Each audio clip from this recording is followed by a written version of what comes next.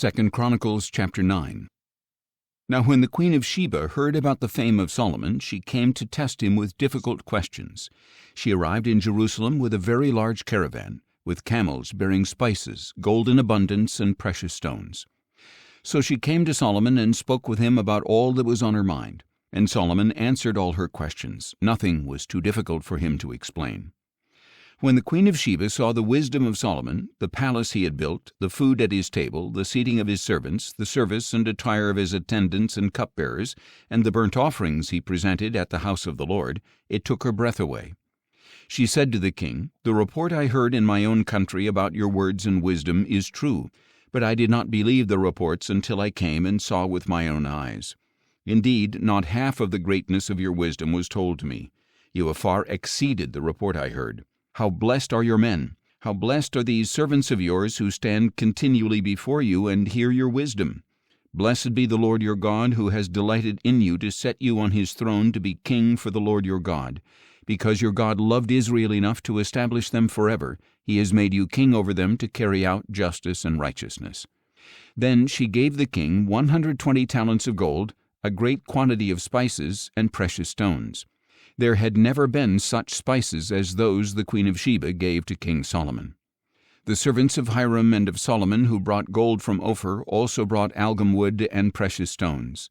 The king made the algum wood into steps for the house of the Lord and for the king's palace, and into lyres and harps for the singers. Never before had anything like them been seen in the land of Judah. King Solomon gave the queen of Sheba all she desired, whatever she asked, far more than she had brought the king. Then she left and returned to her own country along with her servants.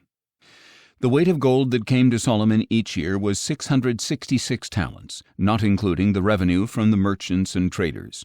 And all the Arabian kings and governors of the land also brought gold and silver to Solomon. King Solomon made 200 large shields of hammered gold. 600 shekels of hammered gold went into each shield. He also made 300 small shields of hammered gold. 300 shekels of gold went into each shield. And the king put them in the house of the forest of Lebanon. Additionally, the king made a great throne of ivory and overlaid it with pure gold. The throne had 6 steps, and a footstool of gold was attached to it. There were armrests on both sides of the seat, with a lion standing beside each armrest. 12 lions stood on the 6 steps, one at either end of each step. Nothing like this had ever been made for any kingdom. All King Solomon's drinking cups were gold, and all the utensils of the house of the forest of Lebanon were pure gold. There was no silver, because it was accounted as nothing in the days of Solomon. For the king had the ships of Tarshish that went with Hiram's servants, and once every 3 years the ships of Tarshish would arrive bearing gold, silver, ivory, apes, and peacocks. So King Solomon surpassed all the kings of the earth in riches and wisdom. All the kings of the earth sought an audience with Solomon to hear the wisdom that God had put in his heart. Year after year, each visitor would bring his tribute, articles of silver and gold, clothing, weapons, spices, horses, and mules. Solomon had 4,000 stalls for horses and chariots, and 12,000 horses, which he stationed in the chariot cities, and also with him in Jerusalem. He reigned over all the kings from the Euphrates to the land of the Philistines, as far as the border of Egypt.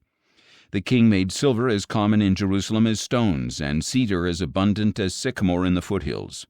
Solomon's horses were imported from Egypt and from all the lands.